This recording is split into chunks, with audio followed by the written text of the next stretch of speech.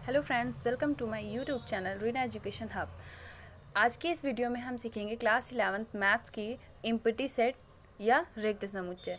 सबसे पहले हम देखते हैं रिक्त समुच्चय की परिभाषा। एक समुच्चय जिसमें एक भी अवयव नहीं होता है रिक्त समुच्चय कहलाता है। मतलब जो ऐसा समुच्चय हो जिसमें कोई भी एक भी अवयव ना हो, ऐसा समुच्चय रिक्त समुच्चय कहलाएगा। रिक्त समुच्चय को हम शून्य समुच्चय भी कहते हैं। इसका जो सिंबल होता है हम सबसे पहले देखते हैं कि जो रिक्त समुच्चय का सिंबल होगा वो दो होता है। एक तो ऐसे अगर हम कोई भी ब्रैकेट मंझला ब्रैकेट बना के उसके बीच में कोई भी अवयव ना रखें तो वो भी रिक्त समुच्चय होता है। और या फिर हम फाई बनाएं, ये जो होता है इसको हम फाई बोलते हैं। इस सिंबल को भी रिक्त समुच्चय का सिंबल कहते हैं। अगर कहीं भी लिखा है कि कोई भी मतलब दिया गया कोई समुच्चय और वो नहीं है, वो मतलब रिक्त समुच्चय है और उसमें कोई भी अवयव नहीं है, तो उसको हम ऐसे प्रदर्शित कर सकते हैं। ठीक, अब हम एग्जाम्पल से देखेंगे कि कैसे जो समुच्चय होते हैं वो रिक्त समुच्चय होते हैं। एग्जाम्पल देखेंगे। एग्जाम्पल नंबर फर्स्ट देखेंगे। a equal x such that x 1 x is less than 2 and greater than 1 एक प्राकृतिक संख्या है। तो सबसे पहले हम प्राकृतिक संख्याएं जानेंगे क्या होती हैं। प्राकृतिक संख्याएं होती है 1 2 3 4 एंड 5। ठीक, और हमें शर्त के अनुसार क्या कहा गया कि जो x है, मतलब जो हमारा अवयव होगा इस समुच्चय का, वो 2 से कम हो और 1 से ज़्यादा हो। ठीक, तो अगर हम ये देखें तो इसके अनुसार क्या हो सकता है कि इन दोनों के बीच में 1/2 ही हो सकता है, मतलब रैशनल नंबर आ जाएगा। वो तो प्राकृतिक संख्या होती ही नहीं है। मतलब 1 और 2 के बीच में कोई भी प्राकृतिक संख्या नहीं होती है। इसका मतलब ये इनकी जो शर्त है उसके अनुसार इसमें कोई भी अवयव एग्जिस्ट नहीं कर रहा है और a इक्वल हो जाएगा एक रिक्त समुच्चय। ठीक है, अब हम सेकंड देखेंगे। एग्जाम्पल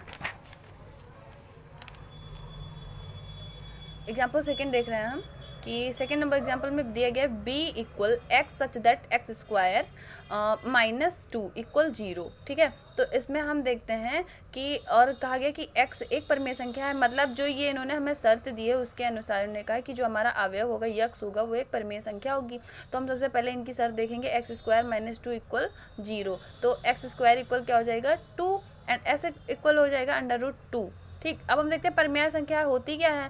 मतलब ऐसी संख्याएं जो p/q मतलब बटे में होनी चाहिए, भिन्न के रूप में हो, ऐसी संख्याएं परिमेय संख्याएं होती हैं। और जो अंडर रूट की संख्याएं होती हैं, मतलब कोई भी संख्या जो घनमूल या फिर वर्गमूल हो, ऐसी संख्याएं परिमेय संख्या में नहीं आती हैं।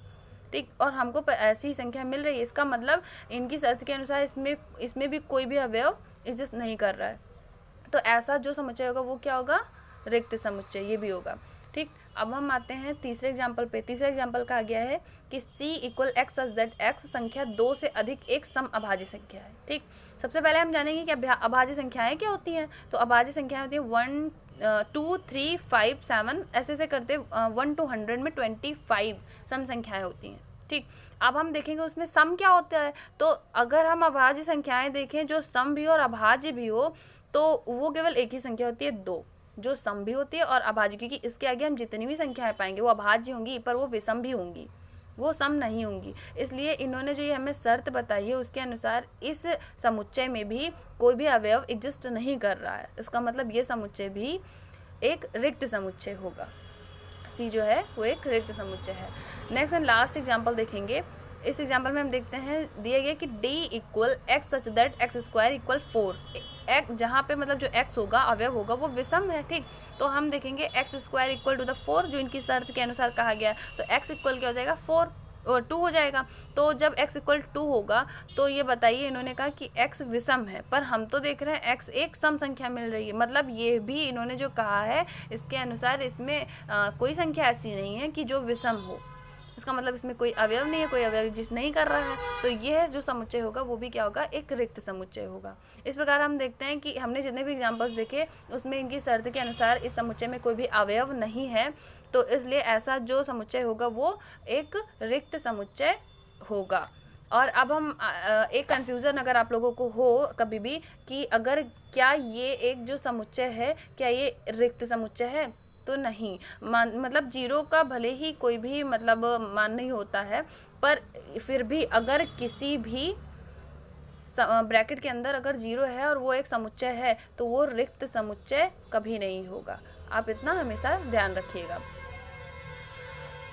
आपको अगर ये वीडियो अच्छी लगी हो तो प्लीज़ लाइक कीजिएगा, शेयर कीजिएगा, कमेंट में बताइए कि आपको वीडियो कैसी लग रही है। अगर कोई प्रॉब्लम हो रही है तो आप प्लीज़ बताइए, और अगर आपने हमारा चैनल सब्सक्राइब नहीं किया है तो प्लीज़ सब्सक्राइब कीजिए। Thank you so much.